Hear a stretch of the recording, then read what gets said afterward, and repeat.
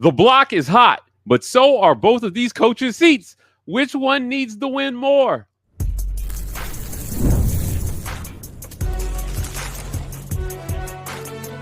You are Locked On College Crossover, part of the Locked On Podcast Network. Your team every day. Welcome on in to Locked On UCF or Locked On Crossover, your daily UCF podcast. I'm your host, Mike G, and joining me is my guy, Mountaineer. Paul, thank you so much for making Locked On your first listen of every day. Whether you're a Knight or a Mountaineer, we got you both covered here on this crossover episode. Mountaineer Paul. What's up, brother? Before we started talking, that music was hitting when you're opening. That music hit. It did hit. It was slapping. I won't lie. Also slapping maybe one of these quarterbacks here in this game. Garrett Green versus Dylan Risk.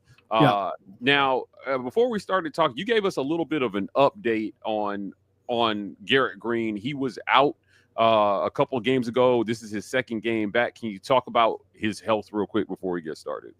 Yeah, Garrett Green had a concussion against Kansas State.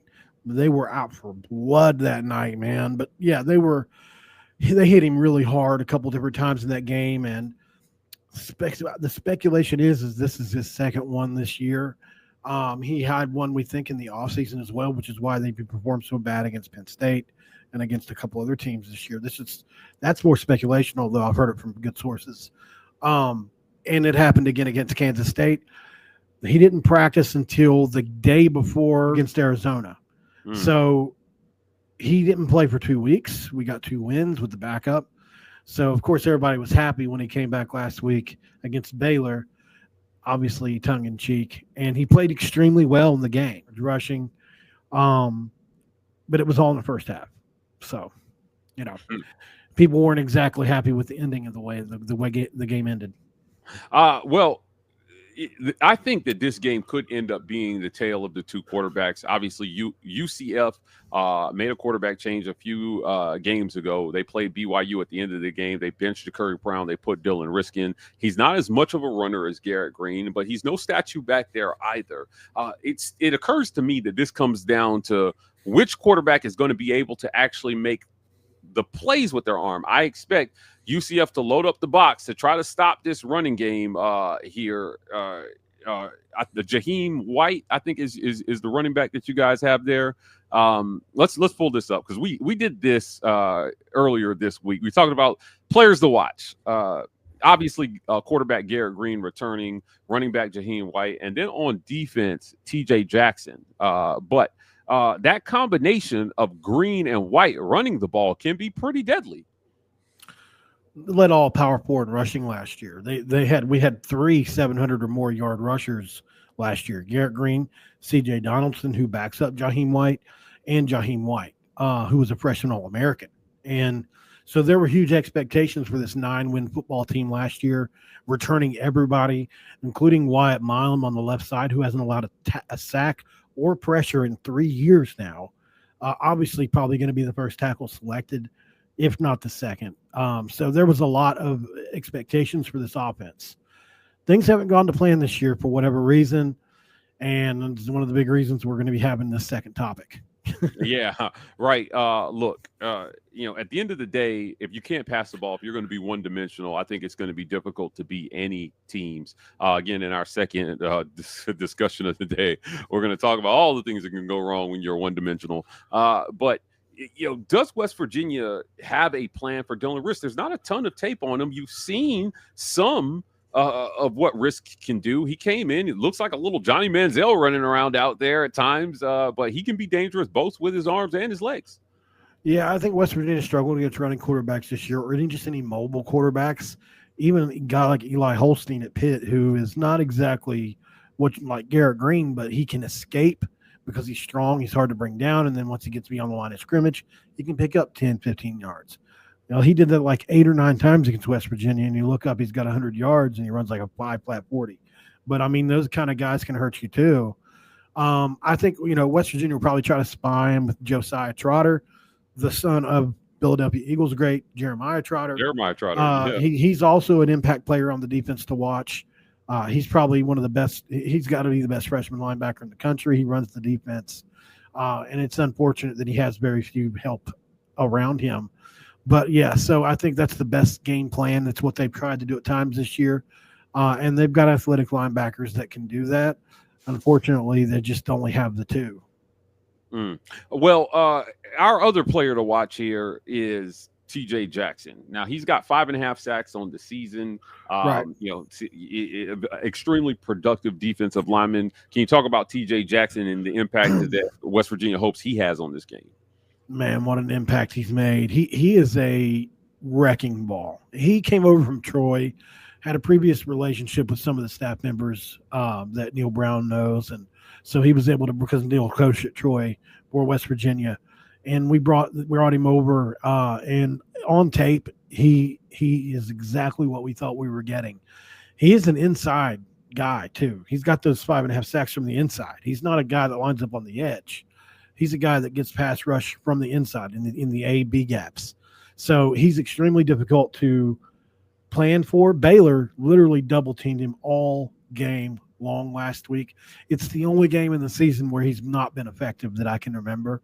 He's pretty much impacted every single game up until this previous week against Baylor, and I think they kind of shed some light on how to block him. You got to have two guys. Yeah. I think that this is going to be a focus here. UCF has had offensive line issues at times this season, Paul, and letting TJ Jackson run around like a little wrecking ball back there will not be in their best interest in this one, certainly. So I expect them to try to scheme up something that neutralizes his ability to be in the backfield disrupting plays. Yeah, and he's good. He can line up on the edge, too, if you need him to. Really good with his hands. His hand fighting is really, really good. He's got a credible bend. He's a smaller defensive lineman at about 6 feet tall. He's about 260, 270. So he's like, in that tweener area and really plays well on the edge, on the inside. It really doesn't matter.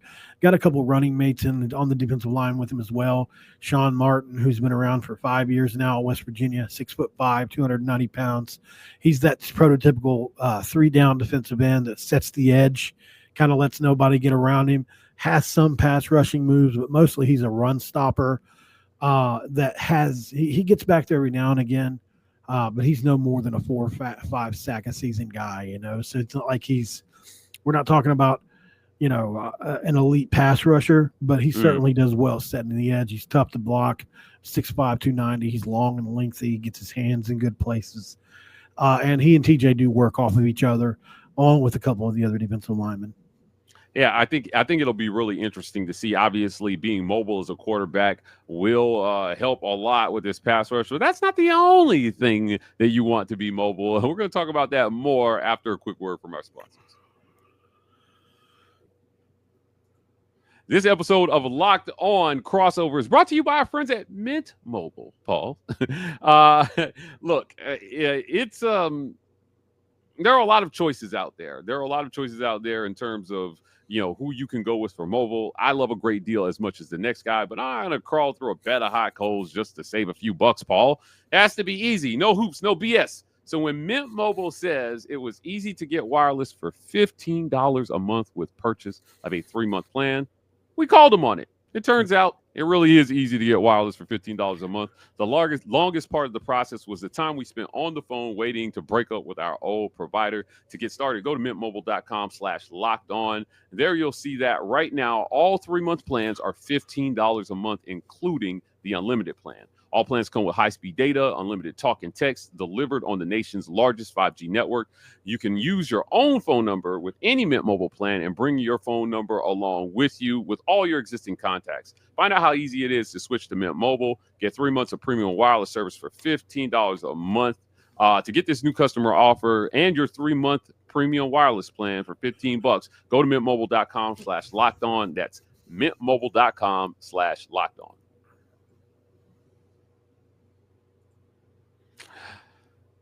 Paul, these coaches are in trouble. Before we started recording, we tried to envision the situation that they were in, and This is what we came up with. Two guys on the hot seat. Now, you on guys, the hot couch. right. You guys burn couches up there in West Virginia.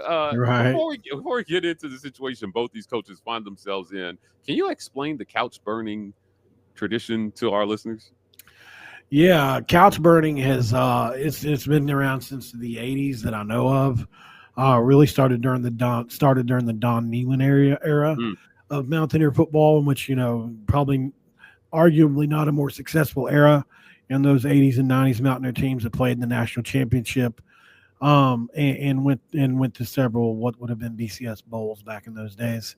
And so the way fans celebrated that caught national attention was couch burning. I don't know the specific circumstance that caught attention first, but I do know that it was in the 80s. And interestingly enough, has been associated with us ever since. Even though university tries to distance themselves from it, it's something that they can't get too far away from.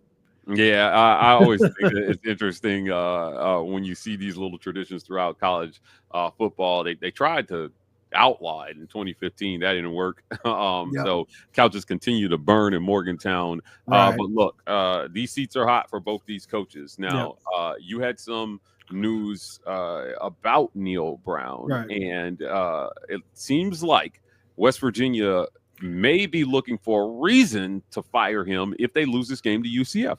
There's no doubt. I think, the university has been wanting him to succeed these last few games. They wanted him to beat Baylor last week. They want to want him to beat UCF and lastly Texas Tech on the road, so that he can win 7 or 8 games. That way they can say, look, he won 9 this year. How do you fire him when he wins 9 and 8 in consecutive seasons? Pretty sound logic if that's your goal as a university, to win 7 or 8 games a year, I guess. The big thing is next year revenue sharing starts. And I think a lot of universities are saying, how are we going to come up with the money for this? Paying a buyout is not the way you want to start. And I think that's the big fear here. UMass, his alma mater, he played wide receiver at, popped open yesterday, and they have labeled him as one of their top 2 choices. And so that got everything started all over again, although it hasn't stopped, especially after the loss to Baylor, where they were up 3 scores at the end of that game. It wasn't pretty. And in year 6, after a 9-win season, this is supposed to be we had the COVID excuse, we had the year 0 excuse, we've had all the excuses you can come up with, but it comes down to this, Mike. At the end of the day, Neal Brown is 3-18 versus top 25 teams. He's never beaten a team that finished the season ranked in the top 25 ever, and only 3 or 4 times I think he's beaten a team that's finished with a winning record, better than 6-6. That's not West Virginia football. And look, we don't expect to be in the national championship game or even the playoff every year. But in 6 years, you should have been ranked one time somewhere. Yeah. And I mean, truthfully, more than that. But well, there's no indication that the program is headed the right direction. I mean, none. Yeah. None. And so he's on the couch. I'm going to start calling it the couch. Well, Gus is on the couch as well too. He's in his 4th year at together. UCF. Yeah, they are there together, and a lot of UCF fans, feel like, hey, things can be accomplished here in this era of college football, especially when there's a 12-team playoff. A team like UCF should always be a fringe playoff contender to make the back half of that playoff. They joined the Big 12, and there's opportunity here. Look at the top of the conference right now. Earlier this season, we were talking about Iowa State as a playoff contender. They faltered down the stretch here, but that has nothing to do with the conference. That was on them.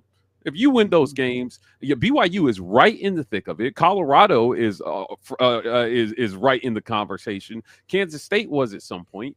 And the opportunity exists here for both these teams to be part of, maybe not the college football elite, but be in the conversation to play those teams and find out where you stand. And it is disappointing, I think, for both these programs to be where they're at right now. Yeah, and especially West Virginia, that's had, they've got so much history to look at. As West Virginia fans, we look at it and think about what we did during the Pat White era. You think about what we did during the Geno Smith era. He was from Mobile, Alabama, wasn't he? Pat White? Yes. Yeah, he was from Mobile, Alabama. He was in Sydney, Alabama, I believe it's called. Mm-hmm. But yeah, he's right there in that area. Everybody, LSU wanted him to play safety. A lot of players, Rich Rod said, well, look, if you want to run, I got something you can do. And the legend was born. The only quarterback ever to start and win 4 bowl games in a career. Pretty awesome achievement. Two BCS wins during his time there. I mean, that's like winning 2 playoff games today. And, it was a great time for us. And then Geno obviously took over with Table and Austin and those guys, and that was a great era too. And unfortunately, the last 2 coaches we have had haven't panned out. And that's going to set your program back when you miss not on 1, but 2 coaches. It sounds to me like Neal Brown's seat is hotter than Gus is right now. Oh, there's no question. Yeah, like it's not close. Now, is it there? It's been rumored that there's already a program targeting Neal Brown, correct? Yeah, UMass, he and his wife. I was reading yesterday. They've actually had donated something there, like a gymnasium or something along those lines. Like they're enriched in the fabric of that university. Neal, although he's from Kentucky, he spent his first 2 years trying to play at University of Kentucky, and then had to transfer to UMass to play wide receiver. And so he feels like, I'm a part of that place. And a lot of their people would love to have him back. Obviously, a guy who has been just above 500 at the Power 5 level would be great at a place like UMass probably. And Neal won 11 games 3 times at Troy, before he came to West Virginia. So it's not like he doesn't know how to succeed at that level. Yeah, I think that, when you're looking at this, the buyout for Gus is a hindrance at UCF. And, it's leaning towards, hey, look, we want him to stick around to try to fix this. Gus pulled out all the stops, Paul. He fired his defensive coordinator. He gave up play calling. And he changed his quarterback all in one day, trying to fix what's going on down there. Sounds like that was brought upon him. Oh my goodness, yeah. It was quite an eventful week. We covered every second of it, and the results have been a net positive statistically, but it hasn't resulted in the wins that they would like to see. Now they beat Arizona. They should have beat Arizona State. They had the game won. They should have won that game as well, too. Cameron Scadaboo was out, the big-time running back over there, and they lost the game. But, if you're Gus, it's put up or shut up time, I think, down at UCF. Before we move on, though, we agree Neal Brown's seat is much hotter than Gus's right now. Oh, yeah. Yeah. Yeah. I mean, the mediocrity for Neal is 6 years long now, and not being ranked even once in that time frame. And and it seems like, okay, like for instance, real quick, last week, somehow, some way, even though all this has happened, if West Virginia beats Baylor, all they need is a Colorado loss to go to the Big 12 championship game at that point. Yeah. Because Iowa State and Kansas State still play each other. And so all these tiebreakers were going to come into play where somehow 2-loss West Virginia would have been in.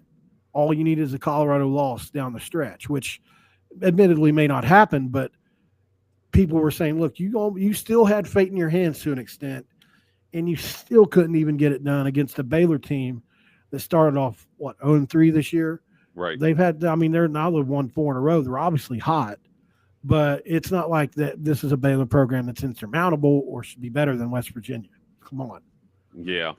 It's these programs have the potential. The potential is there.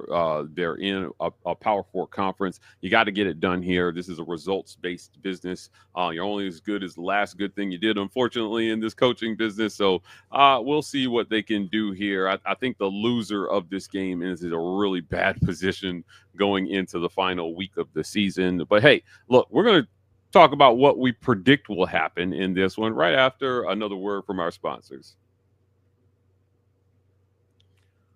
This episode of Locked On Crossover is brought to you by our friends at FanDuel, America's #1 sportsbook.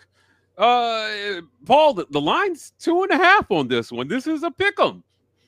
Yeah, and this is at West Virginia at that, Yeah. So I think that says more about us than it does about you guys personally. Okay. I think they will see the writing on the wall. I mean, basically looking at it, it is a pick 'em. I think either team could win this game, but I have to give the slight edge to UCF All coming right. in. Well, look, no matter who you're betting for, go visit our friends at FanDuel and you'll get started with $200 in bonus bets guaranteed when you place your first $5 bet. That's fanduel.com. This is our episode of Locked On Crossover is also brought to you by our friends at Skylight. Go check them out. Look, it's holiday season, and I always struggle finding that perfect gift.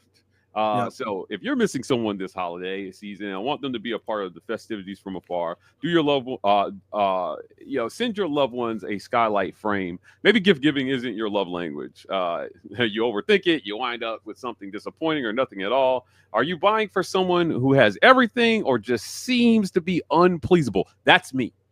I go buy whatever I want, Paul, right when I want it. And if you're trying to get me to wait until Christmas to buy my PS5, I'm not doing it. I'm buying it for Thanksgiving. Yeah. Or my game. Right. But our friends at Skylight have you covered over there. It takes less than 60 seconds to set this up. You can add pictures to it digitally from your phone or from anywhere. It only takes a tap on your phone to send new photos to a frame across the country. So it's the gift that keeps on giving, and you can continue to give that gift throughout the year. The touchscreen is a game changer. It looks beautiful in your home. There are two sizes to choose from, 10-inch or a 15-inch gallery frame. And now, as a special limited time offer for our listeners, get $20 off your purchase of a Skylight frame when you go to skylightframe.com/college. That's skylightframe.com/college. Get $20 off your purchase now at skylightframes.com/college. Definitely gonna go get one of those Skylight frames for Christmas. And that's /college. That's /college. Yeah. Did I say it enough times? I think they want us to know that. Paul, look, it's prediction time, and every time I do one of these crossover episodes, we give a prediction on this one. Now we talked about what we expected quarterback. The run game here is. You know what? As a matter of fact, let's just do a quick comparison. We have these numbers. We showed these to our listeners early this week, but the passing numbers for both these teams, right? They're almost identical in terms of pass yards per game. West Virginia has passed it a little bit more, so this averages out to maybe 4 attempts more per game. The average yards per attempt about even, right? Yep. And the yardage totals almost about even as well. So now, mind you, this is 3 different quarterbacks for UCF over this stretch, and maybe 2 for West Virginia. Right. So we've got this. So keeping that in mind, and then looking at the run game, UCF advantage. This is advantage UCF to me. They run the ball. As a matter of fact, they have the 3rd leading rusher, I believe, in the entire country, and RJ Harvey. He is phenomenal, but almost 700 more yards on the ground for UCF, despite that dynamic duo of Green and White running the ball. Look, now that we've looked at the numbers, what do you think here? What's this? Who wins and why? And give me a score. Yeah, it's going to be interesting to see how West Virginia performs run defense-wise in this game. Coming into Baylor, literally no one, including Penn State, had ran the ball in West Virginia.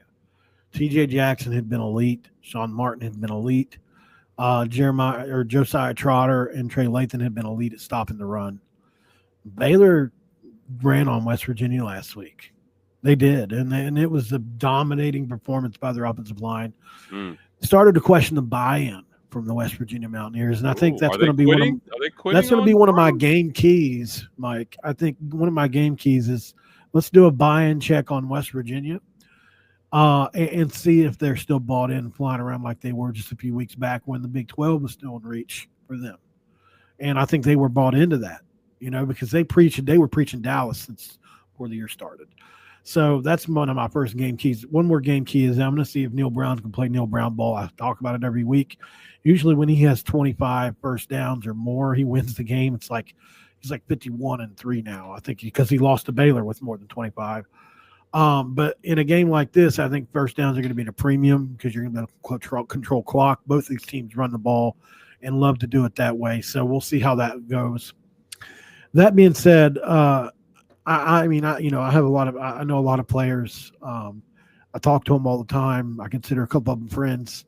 And the buy-in has faltered at certain places in the program. I'm not saying any of the starters. I'm not being specific here, but I do think that it's just gotten to them. It's been all year. It's been negative. There's been billboards around Morgantown. There's been banners threatened to be flown over the stadium.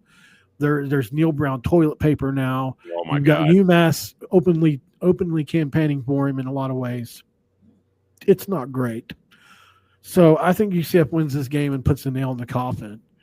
I'm not rooting for that. I'll never root against my team, no matter if it's beneficial or not. But I think these are two teams going in different directions as far as West Virginia is going souther, if that's even a word.